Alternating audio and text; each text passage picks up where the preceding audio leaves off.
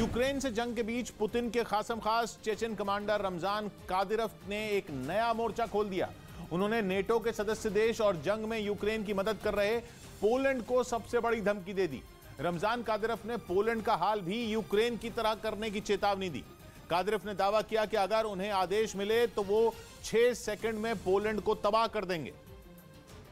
और social media पर सामने आए एक वीडियो में चेचन कमांडर और पुतिन के खासम खास रमजान कादिरोव ने यह धमकी देते हुए साफ किया कि उनकी नजर अब पोलैंड पर है, यानी अगर उन्हें छूट मिली तो उनके चेचन लड़ाके पोलैंड में भी वैसी ही बर्बरता दिखाएंगे जैसा कि उन्होंने यूक्रेन में दिखाई थी। और यूक्रेन से चल रही जंग के 3 महीने बीत जाने के बाद मारियोपोल की तस्वीरें इसकी गवाह हैं। वहां रूसी सेना के साथ मिलकर कादिरोव के लड़ाकों ने शहर को खंडहर में बदल दिया। 3 महीने तक मारियोपोल चेचन लड़ाकों की बेरहमी झेलता रहा। उसकी सड़कों पर टैंक गरजते रहे, इमारतों पर मिसाइलें बरसती रहीं और गलियों में गोलियों की तड़तड़ाहट गूंजती रही। कहा जाता है कि चेचन लड़ाके मारियोपोल में मौजूद यूक्रेन के सैनिकों पर इतने खूंखार तरीके से हमला करते थे कि उनके पास पीछे हटने के अलावा कोई चारा ही नहीं बचता था।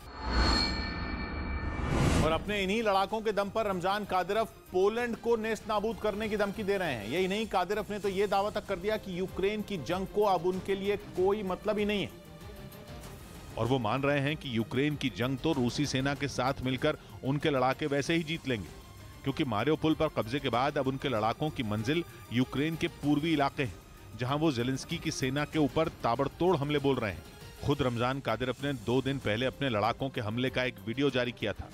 कादिरोव ने दावा किया कि यूक्रेन के पूर्वी हिस्से में छिड़ी जंग में खूंखार चेचन लड़ाके रूस की सेना के साथ मिलकर यूक्रेन के सैनिकों को खदेड़ने में जुट गए हैं। जैसे ही उनका सामना यूक्रेन के सैनिकों से हो रहा है, वो उन पर भीषण हमले बोल रहे हैं। इसलिए पुतिन के वफादार रमजान कादिरोव का मानना है कि यूक्रेन की जंग अब उनके लिए मायने नहीं रखती। और इसकी वजह यह है कि कादिरोव अपने लड़ाकों पर आंख मूंद कर भरोसा करते हैं। उनके एक इशारे पर चेचन लड़ाके अपनी जान तक देने को तैयार हो जाते हैं। ऐसे में माना जा रहा है कि यूक्रेन की जंग को अपने लड़ाकों के भरोसे छोड़कर कादिरोव ने अब नया निशाना तलाश लिया। और वो निशाना है नेटो का सदस्य देश पोलैंड। वो देश जो जंग की शुरुआत से ही यूक्रेन के साथ खड़ा है, उसे हर तरह की मदद दे रहा है। पोलैंड के रास्ते ही अमेरिका और दूसरे देशों से भेजे गए हथियार बड़ी संख्या में यूक्रेन के पास पहुंच रहे हैं, जिससे उसे रूसी सेना से लड़ने में मदद मिल रही है। यही नहीं, पोलैंड खुद भी यूक्रेन को जंग लड़ने के लिए हथियार दे रहा है और उन्हीं हथियारों का इस्तेमाल करके यूक्रेन की सेना पुतिन की फौज को कड़ी टक्कर दे रही है। बस इसी बात ने कादिरोव के गुस्से को भड़का दिया है। वो पोलैंड को धमका रहे हैं कि यूक्रेन से हथियार वापस ले लो, नहीं तो तबाही तय है। 6 секунд, он покажем вам, на что вы способны. यानी रमजान कादिरोव पोलैंड को खुली चेतावनी दे रहे हैं। न सिर्फ पोलैंड को, बल्कि उसके जरिए वो नेटो को भी ये बताने की कोशिश कर रहे हैं कि वो यूक्रेन की जंग से जल्द दूर हो जाए, नहीं तो अंजाम बुरा होगा। लेकिन यूक्रेन की मदद ही चेचन कमांडर कादिरोव के गुस्से की एक वजह नहीं है, बल्कि वो पोलैंड से उस घटना को लेकर भी नाराज हैं जिसमें रूस के राजदूत के साथ वहां बदसलूकी हुई थी। असल में 9 मई को रूस के विक्ट्री डे के मौके पर पोलैंड की राजधानी वॉर्सो में रूस के राजदूत के चेहरे पर कुछ लोगों ने लाल पेंट फेंक दिया था। और यह घटना उस वक्त हुई थी जब वो दूसरे विश्व युद्ध के दौरान जान गंवाने वाले रूसी सैनिकों को श्रद्धांजलि देने पहुंचे थे। और रूस के राजदूत के साथ हुई वो बदसलूकी कादिरोव के सीने में कील की तरह गड़ गई। तभी तो उन्होंने पोलैंड को उस घटना की याद दिलाई और उसे कभी न भूलने वाली बात कही। इसके साथ ही एक और बात ने पोलैंड को कादिरोव की नजरों में अगला निशाना बना दिया। कुछ रोज पहले पोलैंड के राष्ट्रपति आंद्रेय दूदा ने यूक्रेन जाकर वहां की संसद को संबोधित किया था और पुतिन को जंग छेड़ने के लिए खूब खरी खोटी सुनाई थी। माना जा रहा है कि इस बात ने भी पुतिन के करीबी रमजान कादिरोव को भड़का दिया और उन्होंने आदेश मिलने पर पोलैंड को 6 सेकंड में तबाह करने की धमकी दे दी। इसके बाद पोलैंड की तरफ से भी एक बड़ी खबर आई कि उसे अमेरिका की पेट्रियट एयर डिफेंस सिस्टम की अगली खेप जल्द ही मिलने वाली है। पोलैंड के रक्षा मंत्री ने एक ट्वीट के जरिए बताया कि आने वाले कुछ महीनों में उनके देश को 6 पेट्रियट एयर डिफेंस सिस्टम मिल जाएंगे, जिन्हें बेहद आधुनिक एयर डिफेंस सिस्टम माना जाता है, क्योंकि पेट्रियट घातक मिसाइलों और लड़ाकू विमानों को पल भर में मार गिराने की काबिलियत रखता है। यही नहीं, ये 100 किलोमीटर दूर तक अपने दुश्मन पर आसानी से निशाना लगा सकता है। इस अमेरिकी एयर डिफेंस सिस्टम के बारे में कहा जाता है कि ये खतरे का पता चलते ही सिर्फ आधे घंटे के अंदर हमले के लिए तैयार हो जाता है। इसकी मदद से लंबी और मीडियम रेंज की मिसाइलों को आसानी से ढेर किया जा सकता है। और ऐसे ही घातक एयर डिफेंस सिस्टम से पोलैंड अब अपनी ताकत बढ़ाने में जुट गया। पोलैंड के रक्षा मंत्री के मुताबिक इस साल के अंत तक उनके पास 6 और पेट्रियट एयर डिफेंस सिस्टम होंगे, जबकि पोलैंड अमेरिका से मिले 2 पेट्रियट को पहले ही तैनात कर चुका है। इसके साथ ही पोलैंड ने यह ऐलान भी कर दिया कि वो यूक्रेन को हर तरह की मदद करता रहेगा, यानी चेचन कमांडर रमजान कादिरोव की धमकी उस पर बेअसर है। उधर खबर है कि पुतिन की सेना ने डोनेस्क में अपने सबसे खतरनाक हथियार से यूक्रेन के कई ठिकानों पर भीषण हमला बोल दिया। रूसी सेना ने वहां हेल वेपन के नाम से जाने जाने वाले TOS-1 मल्टीपल रॉकेट लॉन्चर का इस्तेमाल किया। और रूस के इस बेहद घातक हथियार को ऐसे ही हेल वेपन या नर्क का हथियार नहीं कहते, बल्कि इसकी मार ऐसी होती है कि जिस जगह भी इसका इस्तेमाल किया जाता है वो नर्क से भी बदतर हो जाती है। ये एक ऐसा खतरनाक मल्टीपल रॉकेट लॉन्चर है जिसके वार से तबाही आ जाती है। आग छोड़ते ताबड़तोड़ रॉकेटों की बरसात देखकर दिल की धड़कनें तक थम जाती हैं। जहां ऐसे घातक और ताकतवर रॉकेट से धावा बोला जाता है कि उस जगह का तो फिर भगवान ही मालिक है। दावा किया जा रहा है कि रूस ने अब इसका इस्तेमाल यूक्रेन के पूर्वी इलाके डोनेस्क में किया है और इसकी मदद से यूक्रेन की सेना के कई ठिकानों को तबाह कर दिया। मल्टीपल रॉकेट लॉन्चर से किए गए रूसी सेना के हमले का एक वीडियो भी सामने आया, जिसमें डोनेस्क के एक इलाके में एक साथ कई धमाके होते दिखाई दिए। धमाकों की वजह से वहां पहले तेज आग की लपटें निकलती नजर आईं और फिर उसके बाद कई फीट ऊंचा धुएं का गुबार उठता दिखाई दिया। लॉन्चर से दागे गए रॉकेट जहां भी फटते ऐसा लगता मानो छोटे परमाणु बम फट गए हों, क्योंकि रूस का यह खतरनाक हथियार थर्मोबैरिक बम दागता है, जिसे वैक्यूम बम भी कहते हैं।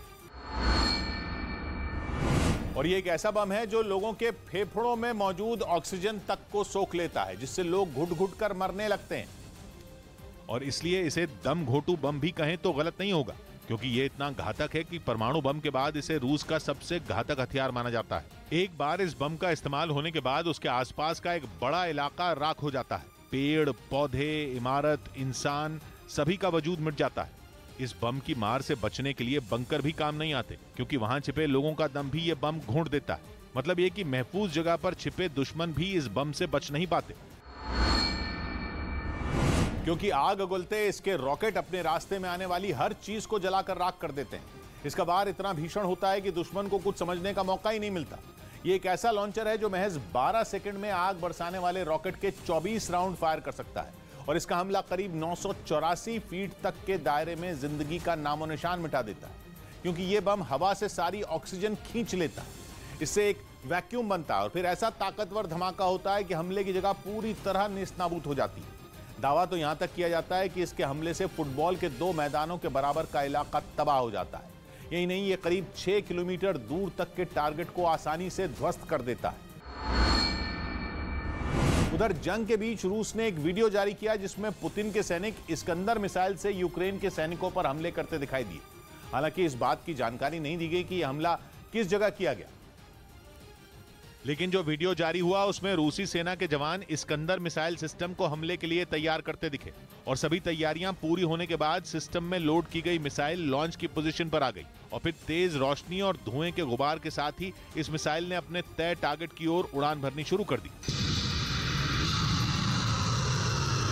दावा किया गया कि इस हमले में यूक्रेन का सैन्य ठिकाना तबाह कर दिया गया और कई सैनिक भी मार दिए गए।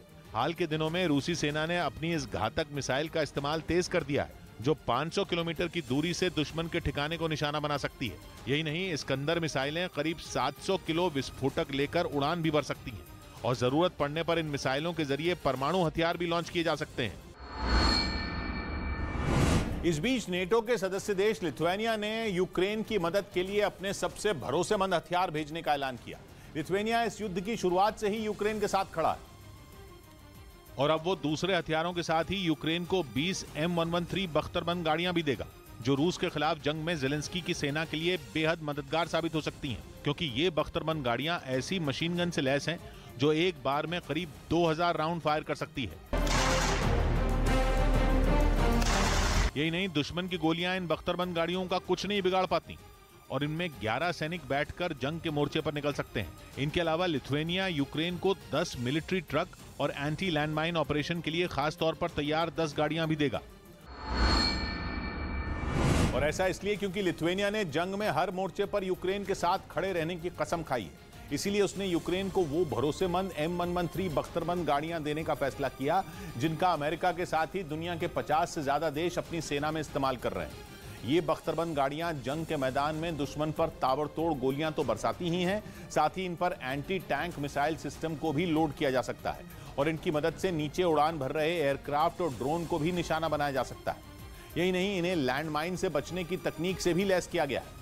ये बख्तरबंद गाड़ियां उबड़ खाबड़ रास्तों पर भी करीब 70 किलोमीटर प्रति घंटा की रफ्तार से फर्राटा भर सकती है। इसके साथ ही अपने खास डिजाइन की मदद से ये नदी को भी करीब 6 किलोमीटर प्रति घंटा की रफ्तार से पार कर सकती हैं। उधर रूस की सेना ने एक वीडियो जारी किया जिसमें वो यूक्रेन के सैनिकों पर बम बरसाते दिखाई दिए। ये हमला उसने यूक्रेन के डोनेस्क इलाके में किया, जहां यूक्रेन के जवानों की एक टुकड़ी सड़क किनारे निगरानी करती नजर आई। वीडियो में दिखा वो जवान इस बात से पूरी तरह बेखबर थे कि आसमान से उनको निशाना बनाने की तैयारी हो चुकी है। जैसे ही टारगेट लॉक हुआ, रूस ने उन पर बम गिरा दिया। बम गिरते ही वहां जोरदार धमाका हुआ। इसके बाद कुछ देर तक वहां धुआं और आग दिखी। तस्वीर थोड़ी साफ हुई तो कुछ जवानों के चिथड़े नजर आए, जबकि कुछ वहीं सड़क पर तड़पते दिखे। वहीं पश्चिमी मीडिया ने यह दावा किया कि 92 दिनों से यूक्रेन के साथ चल रही जंग में रूस की हवाई ताकत का दम निकल गया, जबकि दुनिया भर में हवाई ताकत के मामले में रूस अमेरिका के बाद दूसरे पायदान पर आता है और उसके पास एक से बढ़कर एक लड़ाकू विमान और बम बरसाने वाले हेलीकॉप्टर हैं, जिनके दम पर रूसी सेना ने यूक्रेन के कई शहरों को नेस्त नाबूद कर दिया। अजोव सागर के किनारे बसे मारियोपोल पर तो कब्जा जमाने के लिए रूस ने आसमान से इतने बम बरसाए कि पूरा शहर ही खंडहर में तब्दील हो गया। मिसाइल और रॉकेट हमले में शहर की बड़ी से बड़ी इमारत जमींदोज हो गई। इसी तरह खार्किव में भी रूसी सेना ने जमकर कहर बरपाया। यूक्रेन की सेना को खदेड़ने के लिए पुतिन के सैनिकों ने शहर पर रॉकेट और मिसाइलों की बारिश कर दी, जिससे पूरा इलाका मलबे के ढेर में बदल गया। यही नहीं, यूक्रेन के दूसरे शहरों पर भी रूस अपनी इसी हवाई ताकत से ताबड़तोड़ हमले कर रहा है और हर गुजरते दिन के साथ उसके हमले तेज होते जा रहे हैं। ज़ेलेंस्की का आरोप है कि जंग शुरू होने के बाद से रूसी सेना अब तक 2100 से ज्यादा मिसाइलें यूक्रेन के अलग अलग शहरों पर दाग चुकी है। जो दूसरे विश्व युद्ध के बाद हुए किसी भी जंग में गिराई गई मिसाइलों की संख्या से ज्यादा है। उनका यह भी आरोप है कि रूसी हमलों में हजारों लोगों की जान जा चुकी है, लेकिन दावा है कि इन ताबड़तोड़ हवाई हमलों के बाद भी रूस की एयरफोर्स जंग में फिसड्डी साबित हो रही है, जबकि वहां की वायुसेना यूक्रेन से 15 गुना ज्यादा ताकतवर है। मतलब यह कि रूस की हवाई ताकत के आगे यूक्रेन कहीं नहीं ठहरता। लेकिन पश्चिमी मीडिया का दावा है कि दुनिया की दूसरी सबसे बड़ी वायुसेना होने के बाद भी यूक्रेन जंग में रूस की हवाई ताकत का दम निकल गया। ऐसा इसलिए क्योंकि खबर है कि 24 फरवरी को हमला करने के बाद से अब तक यूक्रेन की सेना 200 रूसी लड़ाकू विमानों को तबाह कर चुकी है, जबकि रूस ने यूक्रेन के सिर्फ 165 लड़ाकू विमान ही ढेर किए। पश्चिमी मीडिया ने यह भी दावा किया कि जंग शुरू होने के 48 घंटों के अंदर यानी 2 दिन में रूस ने यूक्रेन के ज्यादातर एयरबेस और एयर डिफेंस सिस्टम तबाह कर दिए थे। लेकिन इसके बाद भी यूक्रेन रूस के सामने खड़ा है और हर मोर्चे पर उसे करारा जवाब भी दे रहा है। इस बीच बहुत बड़ी खबर आई है। कहा जा रहा है कि यूक्रेन के हाथ से डॉनबास अब बस निकलने ही वाला है। उस पर ज़ेलेंस्की के राज की उल्टी गिनती शुरू हो चुकी है, क्योंकि पुतिन की सेना ने डॉनबास की वो दुखती रग दबा दी है जिसके बाद डॉनबास पर रूस का कब्जा होना अब तय माना जा रहा है। ये दुखती रग है सेवेरोडोनेत्स्क शहर।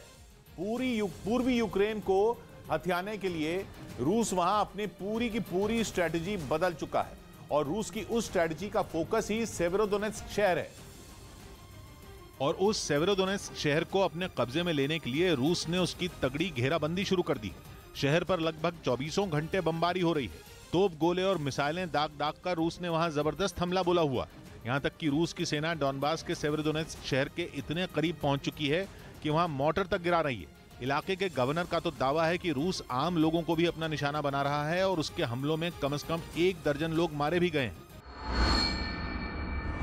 और जंग ऐसा खतरनाक मोड़ ले चुकी है कि खुद यूक्रेन के राष्ट्रपति व्लादिमीर ज़ेलेंस्की ही पूर्वी यूक्रेन में हालात बेहद मुश्किल बता रहे हैं। और यूक्रेन के विदेश मंत्री तो कह रहे हैं कि डॉनबास में युद्ध इतना भयानक हो चुका है कि दूसरे विश्व युद्ध पर बनी फिल्मों के सीन की तरह लगने लगा है, क्योंकि वहां के कुछ गांव और छोटे शहर अब बचे ही नहीं हैं। असल में सेवेरोडोनेस्क पूर्वी यूक्रेन के डॉनबास में आने वाले लुहांस्क प्रांत का एक इंडस्ट्रियल शहर है। सेवेरोडोनेस्क लुहांस्क प्रांत का सबसे बड़ा शहर है जो कि अब तक यूक्रेन के हाथों में है। इसीलिए रूस ने उस पर अपनी नजर ऐसी डाली है कि जंग अब सेवेरोडोनेस्क की दहलीज तक जा पहुंची है और वहां यूक्रेन की सेना की हालत बेहद खराब नजर आ रही है।